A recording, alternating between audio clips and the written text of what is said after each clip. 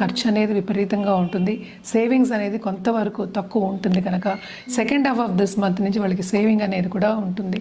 Financial planning చేసుకోవడం అనేది very very important. అదొకటి కాకుండా తోబుట్టువులతో కూడా కొంతవరకు సన్నిహితంగా ఉండడం అనేది మనకి కనిపిస్తోంది.